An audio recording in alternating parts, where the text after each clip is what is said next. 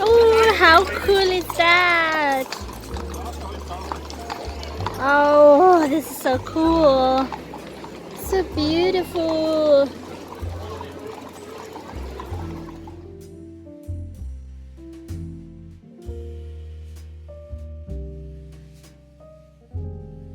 You can try this before I drink it. Was it nice?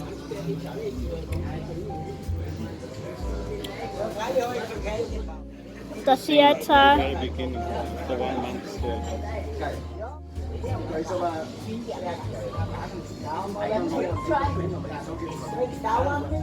So it's also picked from France.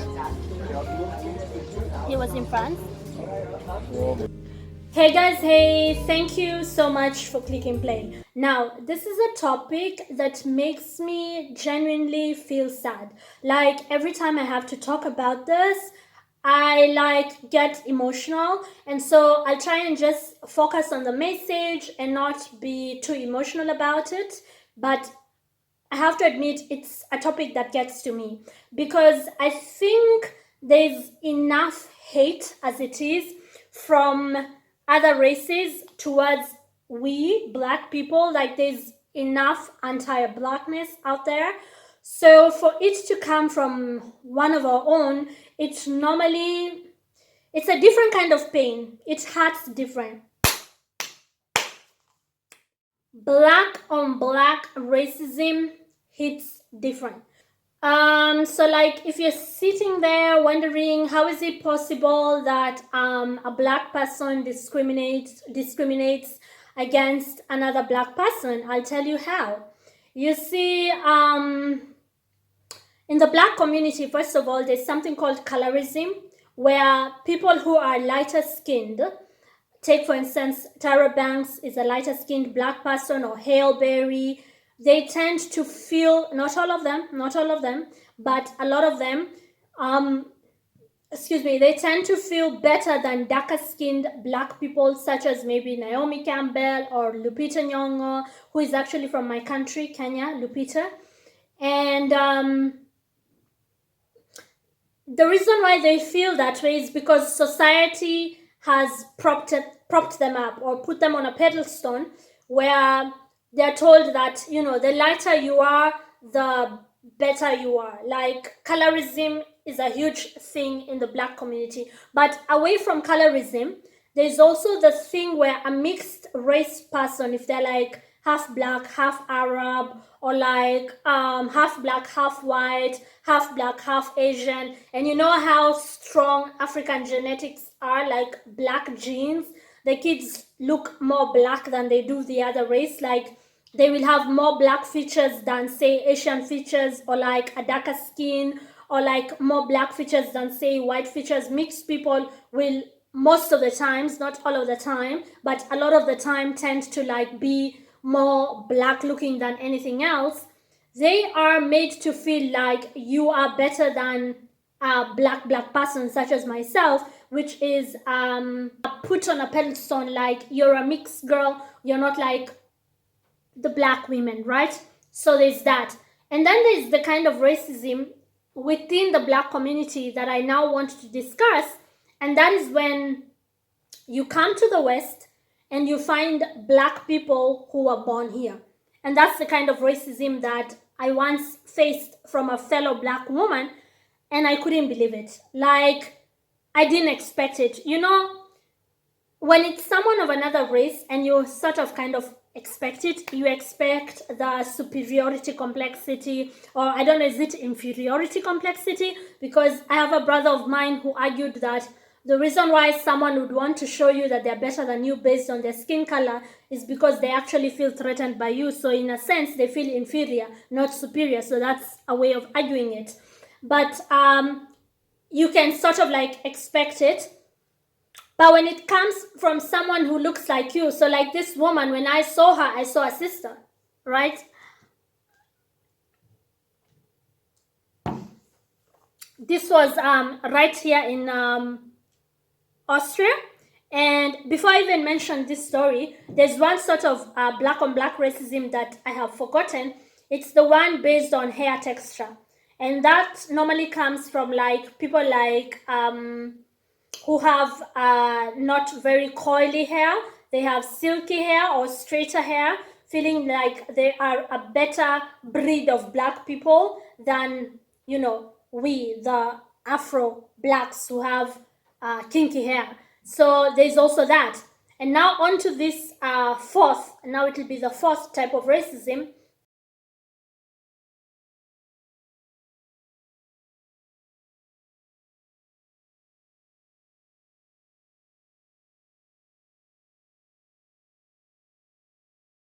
I mean, there could be other types of black on black racism, but these four are the ones I could come up with. And in my case, what happened is that because I'm Kenyan and I wasn't born in Austria, I didn't go to school in Austria. I didn't, live in Austria. I haven't lived in Austria for that long. When I saw a black woman who was actually darker than I am, because in Kenya I'm somewhere in the middle. There's like very light-skinned Kenyans and very dark-skinned Kenyans. So when I saw her, I saw someone who looks like me, right? Black features, right? And dark skin, right? Actually darker than I am, like I just mentioned. And so I embraced her as a sister because in my mind, I'm thinking she can share in my experiences, right? You go somewhere where there's no one who looks like you, there's no one who has a similar culture or tradition. And so you feel like this person can relate. Like this is someone I can vibe with, so to speak, bond with. And I got a rude shock. I got the shock of my life because she didn't like black people, right? So it was a work environment where she was some kind of manager there, and because she was born and raised in Austria, well, actually not born, I heard she came here when she was about 3 or 4 years old, so of course German is sort of like her first language, although she has the language of her mother tongue from the country they came from, and she spoke fluent German because this is where she went to school, these are her people, like this is her culture, her tradition, and I speak broken German because I came here as an adult, and she went out of her way. I mean, sis went out of her way to show the white people, because we were the only 2 black people there, to show the white people that she is not like me, right? That she is one of them.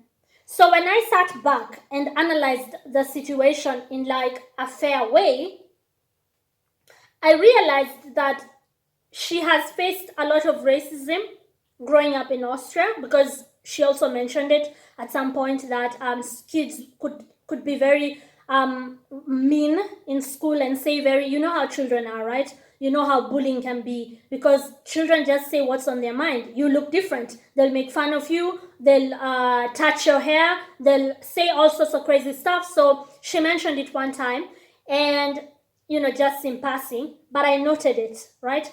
I noted it. And so when I was sitting back and analyzing why she treated me so badly, I realized that this lady has always come in second to the white folks in Austria, right?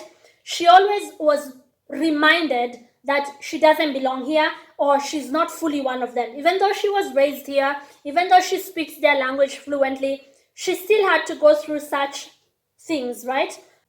So apart from this being her way of getting back at them, like she was bullied and now it's her chance to bully someone and show someone that actually you don't belong here. Like, she turned into her bullies. You're told, be careful not to turn into your bully. The same things she was being told, she was telling me, right? Like, how I pronounce certain German words. She was very bitchy about it and just very mean and just like,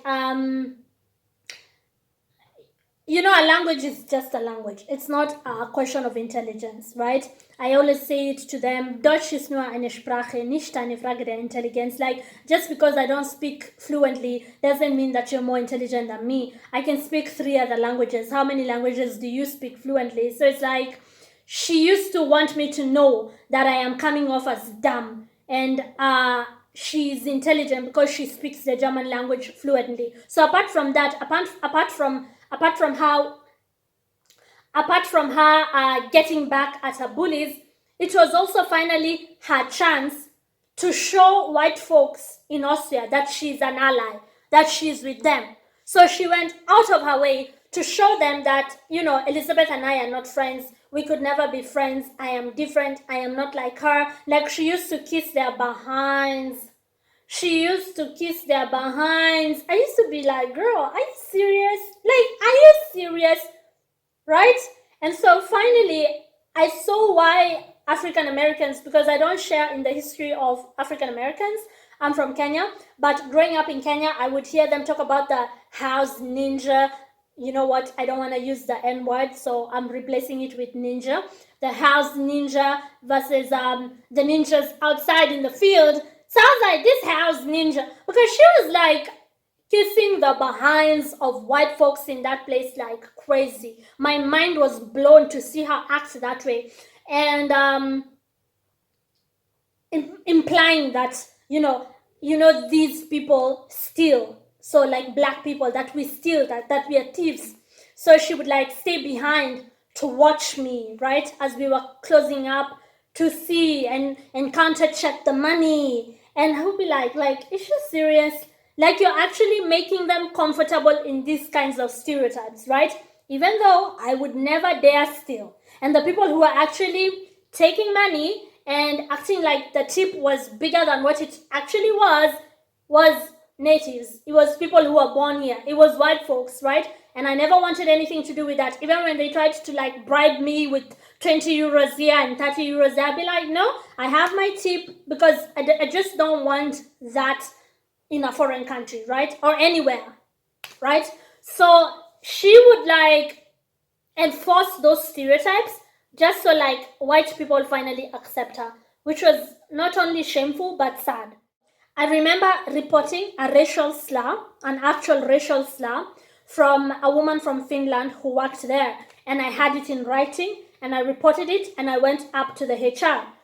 This black woman went behind my back and made sure to let the HR know, and she's in management, so they will take her word and not mine, to let the HR know that I was only victimizing myself and exaggerating stuff, because the Finnish woman has been working there for many years, and never has she had such a thing come out of the Finnish woman's mouth. And so my argument is like, just because you never had her be racist doesn't mean that she was not racist this one time. I don't care if she's been in the past or not. You do not go out of your way to discredit me. So I went back to the HR and I said, I want to know why she was here, now the black woman. And this time I was ready to face her. I was ready to like ask her, what is your problem? Like, you actually went out of your way to discredit me. So they looked at the case and they gave the Finnish woman a warning, and they talked to me not to go to the police because that's illegal in Austria. And because I still needed an income, I dropped it. I didn't make such a fuss about it. But it was so strange that the person who was actually fighting that there's no justice here, was a black person. It wasn't even the white folks. The white folks were concerned. A lot of them were like, oh my gosh, did she really say that to you? To your face? Like, they were like, oh my gosh. And some white people were like, I told you, she has a mean streak in her. Like some white people were discussing how she can be, like the Finnish woman can be very mean, she can be very difficult. And then they were like, yeah, I know you told me, but I didn't think she could be racist as well. And then they were like, I believe her. Like someone like, I believe her. Like they believe me that they can't see her being that way. But others were like, I don't know what happened, and they stayed out of it. She went out of her way to go to the human resource and let them know that she thinks that I have exaggerated, and the Finnish woman has never been that way to anybody, and she doesn't believe that the Finnish woman, and you know she's in management, so her word means something to them. So that was her. And then she used to not want me to be praised or to have like my back part, like you did a good job today, because she felt like so this person looks like me, and if I was made manager, she could also be made manager if she just works hard enough. She could see that if she became a manager, maybe I could also become a manager, and it used to threaten the heck out of her. So she used to go out of her way because they can only be one queen. You know, that kind of mentality where they can only be one black person at the top. And I think it's one of the things that I struggled with, because it's like, what is wrong with you? You know, I was looking at her like, what is wrong with you? First of all, I didn't even like want to be promoted. I was just, you know, okay where I was, and I didn't want too many hours because I want to also have a social life, and for you to be promoted, you need to work so many hours. And if I wanted it, I should also get an equal chance, just like she did. But no, I don't speak German like she does. I wasn't born here like she was. Like she would go out of her way to show that she is better in some way, and she just came off as very weak to me, and also just a sad case of a self-hating person. Like you've been taught to hate yourself, so when you see someone who looks like you, they remind you of yourself, and you want to distance yourself from me as much as you can. And then it was quite funny once when, I mean, at the end, I left that place. I gave in my resignation because not only her, just the way the place was ran, it was toxic, and I also didn't appreciate all the power politics from her. I just didn't want to deal with that anymore. I like to be happy. I like to be in happy places and happy spaces. But I remember even one time a guest remarking that a guest saw her picture in one of the brochures that they had up at the front desk. And so the guest saw my picture, and the guest asked her where she's from, right? You changed your hair, and then she asked where she's from. The guest was white. This woman lost her mind. She was like, I am, and she said her name, and that is, and then she was like, can you call Elizabeth for me, like I was called from whatever place I was at? This is her in the picture, and this is me. We are not even related. You know, she's like from Kenya. And she was so upset about it. Like the guest had made a genuine mistake, or maybe he hadn't. Maybe it's one of those white people who think all black people look the same. I don't know. But she took it so personally that somebody could mistake me for her. And I was just looking at her like, you self-hating woman. You would have been happy if they had mistaken you for like a blonde, blue-eyed girl. If they had asked you, are you Pamela Anderson? You would have been like, yeah, I know, I get that a lot, but I'm not. You know, she's like such a self-hating person. And for me, that came as a surprise, right? That black on black racism is actually real. Like I said, growing up in Kenya, I wasn't exposed to that kind of thing. It's predominantly black there. I just used to hear African Americans talk about that like black people discriminate one another based on like if they're mixed or not, based on like their imagined proximity to white people. And in Kenya, I used to see colorism, but like I didn't know it can be so bad and so ugly. I saw it in the few months that I was there, and I was like, good luck, sis. Good luck. All that for what? So you can sit in the house with the white people and take care of their kids as I toil in the fields. Like, what the slave mentality do you have? Right? Like, what is wrong with you? That's like, nobody needs that. Anyways, that's the video. Let me know what you think. I am open to criticism, whether it's constructive or destructive. I don't care. I'm not going to block you. I will hear you out. We can have a civilized conversation. I'm trying to like build a small community here of thinkers, real thinkers. If you don't want to talk on the comment section, you can DM me on my private Instagram. Here's the handle. Thank you again so much for watching. Be sure to subscribe. Thank you for over 100 subscribers. Woo! Thank you so much, and thank you so much for watching. God bless you. Ciao.